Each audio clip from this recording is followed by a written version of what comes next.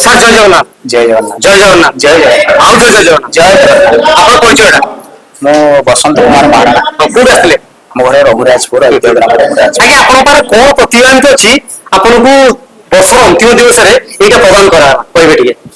ମୁଁ ଜଣେ ପାରମ୍ପରିକ ଗୋଟିପୁଅ ନୃତ୍ୟର ଗୋଟିପୁଅ ନୃତ୍ୟ ଯୋଉ ଓଡିଆ ଟ୍ରାଡିସନ ଯୋଉଗୁଡାକ ଲୋକପ୍ରିୟତା ବେଳେବେଳେ ଯୋଉ କମି ଯାଉଛି। ଆଜ୍ଞା ଶ୍ରୀ ଜଗନ୍ନାଥ ମହାପ୍ରଭୁଙ୍କର ଅତି ପ୍ରିୟ ଦେବଦାସ ମାହାରୀ ନୃତ୍ୟ ପ୍ରଥା ଗୋଟିପୁଅ ନୃତ୍ୟର ସୃଷ୍ଟି। ଆଜି ଯୋଉ ଓଡିଶୀ ବିଶ୍ୱ ଦରବାରରେ ଶାସ୍ତ୍ରୀୟ ନୃତ୍ୟ ଭାବେ ପରିଚିତ ହେଇଛି, ଏଇ ଗୋଟିପୁଅରୁ ଯାଇକରି ପରିଚିତ ହେଇପାରୁଛି। ଗୋଟିପୁଅ ହଉଛି ତାର ବେସିକ ନୃତ୍ୟ। ଏଇ ଗୋଟିପୁଅକୁ ଆମେ ପ୍ରଚାର ପ୍ରସାର କରିବା ସହିତ ପିଲାମାନଙ୍କୁ ପ୍ରମୋଟ କରି ବିଭିନ୍ନ ଅଭିନ୍ନ ସୁନ୍ଦର ଗୋଟିପୁଅ ନୃତ୍ୟ ପରିଚାଳନା କରି ଏଇଟା ହଉଛି ମୋର 4th ଜେନେରେସନ ପରମ୍ପରା। ଗୁରୁ ଜଗନ୍ନାଥ ମହାରଣା ଆମର ଜେଜେ ବାପା ଏବଂ ବାପା ଗୁରୁ ଶ୍ରୀ ଲକ୍ଷ୍ମଣ ମହାରଣା ତାଙ୍କର ନିର୍ଦ୍ଦେଶନାରେ ଆମେ ସବୁ କାର୍ଯ୍ୟ କରି ଗୋଟିପୁଅ ଗୁରୁକୁଳ ଗୋଟେ କରି ବିଶ୍ୱ ଦରବାରରେ ପହଞ୍ଚେଇ ପାରିଛୁ।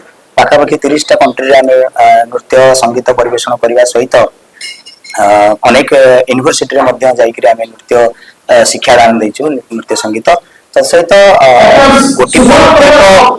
ଗୋଟିପୁଅ ନୃତ୍ୟ ଏକ ମୌଳିକ ପରମ୍ପରା ଏମିତି ଯେ ସେ ହଉଛି 4ଟା ବିଦ୍ୟା ସେ ହାସଲ କରିଥାଇପାରେ। ଯିଏ 4ଟା ବିଦ୍ୟା ହାସଲ କରିଥିବ ଚତୁର୍ବିଦ୍ୟା କୁହାଯାଏ। ତାକୁ ଗୋଟିପୁଅ ନୃତ୍ୟ ବୋଲି କୁହାଯାଏ। ଅର୍ଥାତ ଗାଇବା, ବଜେଇବା, ନାଚିବା, ନଚେଇବା। ତେଣୁ ଏ ଦିଗରେ ଆମେ ଗୁରୁମାନଙ୍କଠାରୁ ତାଙ୍କ ତତ୍ତ୍ୱାବଧାନରୁ ଶିଖି ଶିକ୍ଷା ଲାଭ କରି ଆପଣ ଗୋଟେ କଥା କୁହନ୍ତୁ, ଏଇ ଯୋଉ ପରମ୍ପରା ଓଡିଆର ପରମ୍ପରା ଏ ଯୋଉ ଗୀତ ନାଚ ପାଲା ଦାସକାଠିଆ କମି କମି ଯାଉଛି, ଲୋପ ପାଇଯାଉଛି, ବିଲୁପ୍ତ ହେବାରେ ଲାଗିଛି, କଣ କହିବେ? କଣ ବାର୍ତ୍ତା ଦେବେ?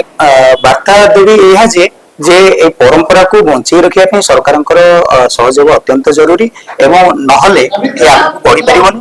ବିଭିନ୍ନ ଆଗରେ ସେତେବେଳେ କଣ ହଉଥିଲା ନା ସରକାରଙ୍କର ଜରିଆରେ ବିଭିନ୍ନ ଗାଁ ମାଧ୍ୟମରେ ଅନେକ ପ୍ରଚାର ପ୍ରସାର କରାଯାଉଥିଲା ଏଇ କଳା ସଂସ୍କୃତି ମାଧ୍ୟମରେ। ତେଣୁ ଏଇ ଜିନିଷଟା ବନ୍ଦ ହେଇଯାଉଛି। ଏବେ ସବୁ କଣ ହେଇଯାଇଛି ନା ସୋସିଆଲ ମିଡିଆ ଯୋଉଟା କି ଆମର LED ଦ୍ଵାରା ପ୍ରଚାର ପ୍ରସାର କରୁଛନ୍ତି।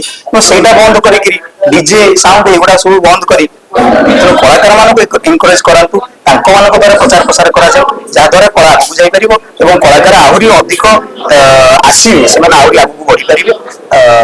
ଏ କଳା ଆଗକୁ ଯାଇପାରିବ। ଧନ୍ୟବାଦ।